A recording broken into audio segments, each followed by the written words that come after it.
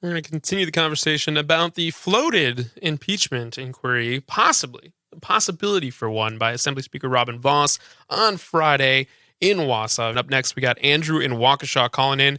Andrew, what's on your mind?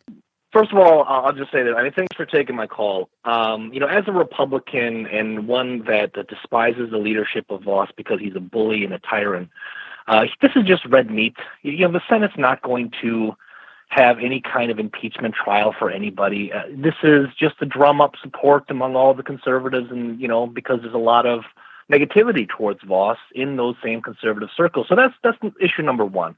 Number two, actually dealing with the redistricting. There is an obvious solution, which is to increase the amount of representation in Madison. Right now, it's about 60,000 people per assembly district. That number needs to be brought down to about 24,000 per district.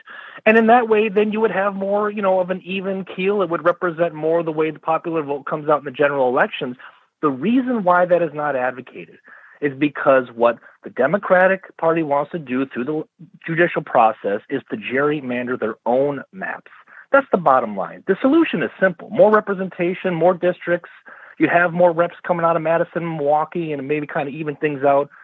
But nobody talks about that. Andrew, how are the Democratic officials pushing for their own gerrymander in a Fair Maps Commission? That was the largest proposal that I saw, having an independent redistricting committee.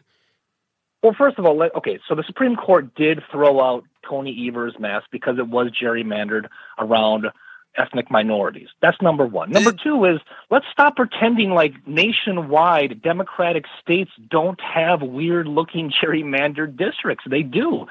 You had case where that's fine, Andrew. I'm not talking about the rest of I'm talking about here in Wisconsin, the proposal coming out of the Democratic side of things was a nonpartisan redistricting committee. There, we're just going to disagree because I don't think it's within human nature to actually be nonpartisan and to put your own biases aside. So that whole charade to me gets, you lose me there.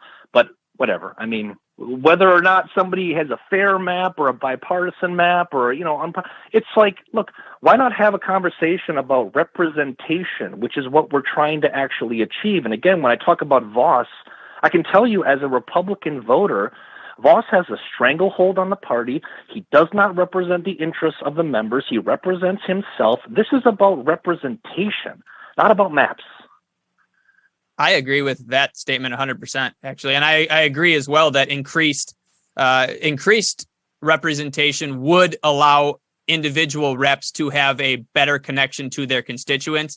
I do know that independent redistricting could be executed, and I would support that at the national level as well. Though in this situation, obviously, we're referring to Wisconsin, and I think it would be very wise of the state to do exactly what Iowa did.